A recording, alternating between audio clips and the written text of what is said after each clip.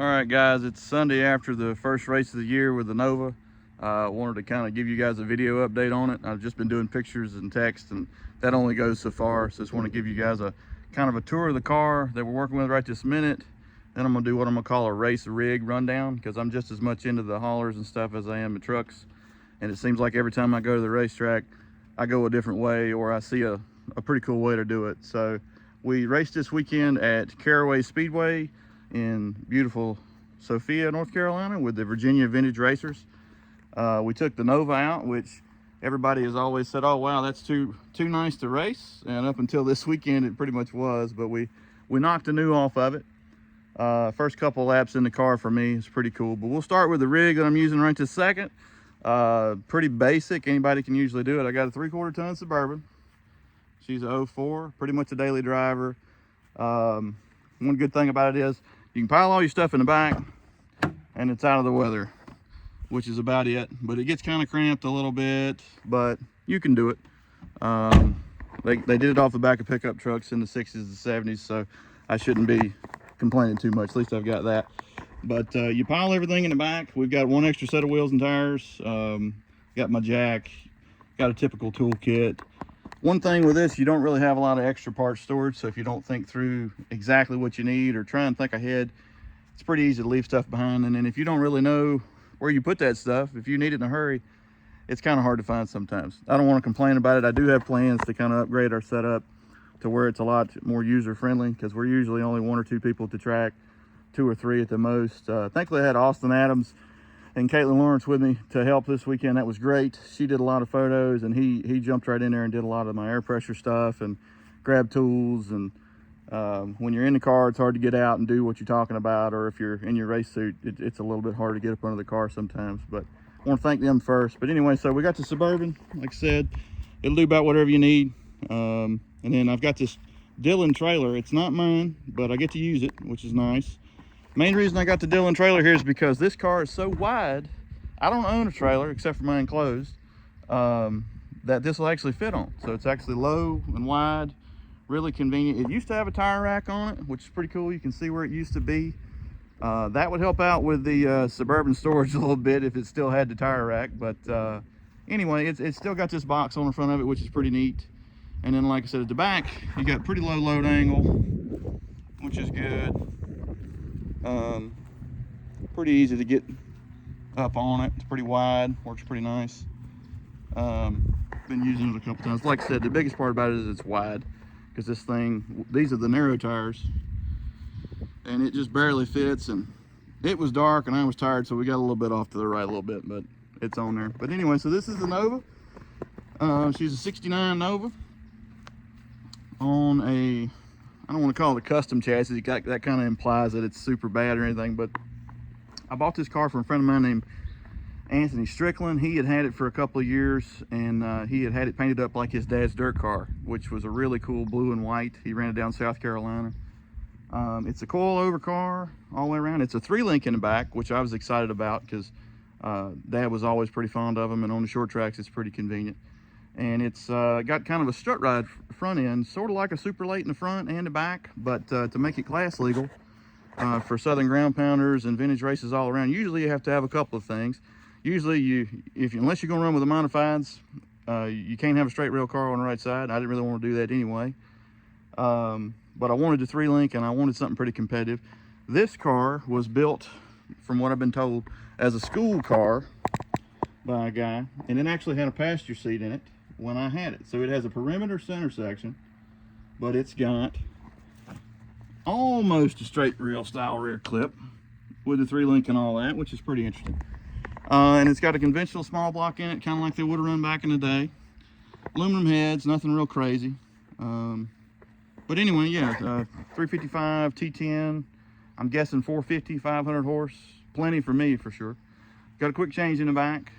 And it was painted by Tyler Weiss at Rude Dude's Rod Shop. I don't know if he's doing a lot more work, but man, I told him paint a race car. I said, it's not that big of a deal. Just make it one color and make it where it'll stick.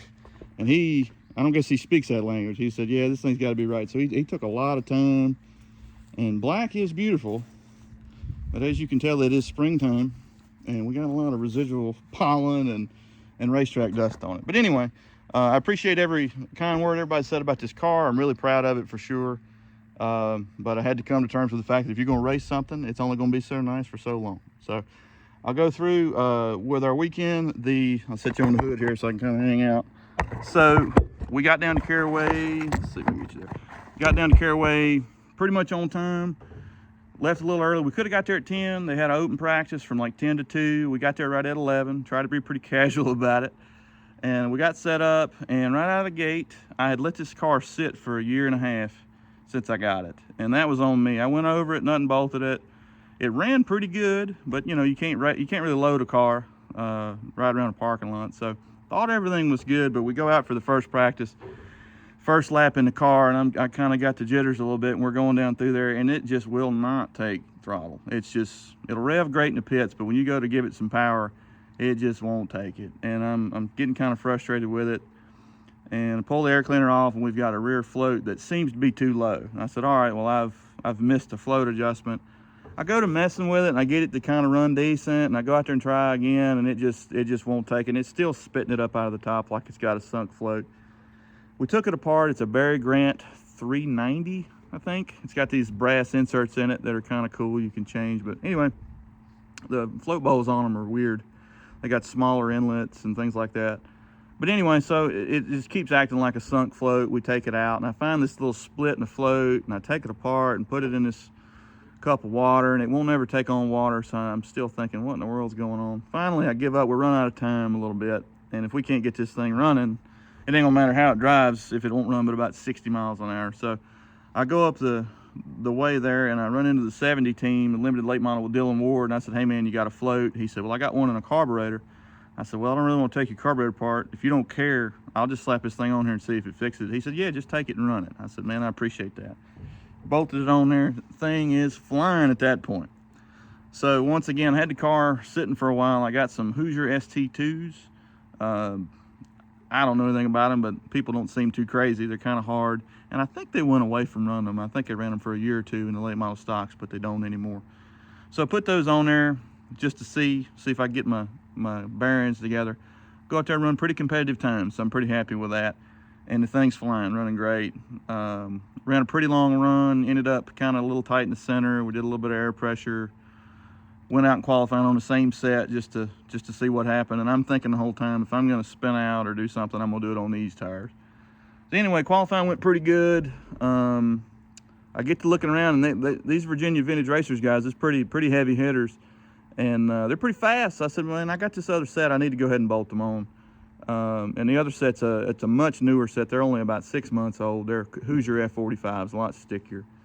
Staggered out good. I got them from a local late model team that does me right, and I really appreciate that. But bolted them on there, and from the time we unloaded to the time we went to race, I think we had shaved off damn near 7/10 of a second, which is a pretty big deal. And I was just kind of getting used to the car. So we went out there for the race, ended up qualifying 4th. Now in this deal, they've got I'll take you for another one. It's probably boring just looking at me, but so we go out there and they separated the modifieds because they're clearly a lot faster, and then sportsman cars. So we start on the front row for the sportsman class. We go on down through there, everything's going great, and we had a little bit of a mishap, and somebody got spun around there, and so we re-racked them. Then it was single file.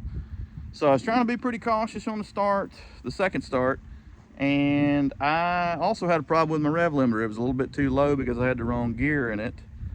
And I was guessing there, once again, on me. So I'm not exactly able to just really slam it down in the corner and get too deep with it. So, being cautious, I back it up a little bit in the corner, and I don't have a great mirror on the left side. And I hold this guy to the inside a little too tight, and we get this. Get spun out, and have to go to the rear. But anyway, so go to the rear, car's getting better and better. Run a full 30 laps with no other issues, drive back to second. Pretty heated battle, and then we both got a little spirited, and I put a little donut on him, and we got this little bit of damage. So now it's historically accurate because they weren't ever that great looking in the 70s either. But all in all, great. We'll definitely be doing more. Hope to further this hobby as much as I can, and appreciate everybody's support. Just want to thank everybody for that. I had a great time, and You can see over there we got the Crown Vic waiting in the wings. Got a couple more going on there. So hopefully, I'm ahead of schedule. Last year I didn't race till July. At least I've done a little bit here in April. So hope to see 10, 15 more races, give or take. Some with this car, some with those over there, and may even pull out the enduro car if we can do that. So anyway, just want to thank everybody for the support. I've got a lot of followers already. We'll see where this takes us. I don't have a lot of these hats yet. The guy that does a great job, but he's plenty busy, so I'm gonna order another round of those. Maybe we can sell some hats, and then I'm looking for some t-shirt designers, maybe some ideas for some logos there. We might do that. Been really blown away with the people that are interested in that, so I appreciate it, and we're gonna keep doing it just one little bit at a time. So thank y'all, and we'll see you on the next one.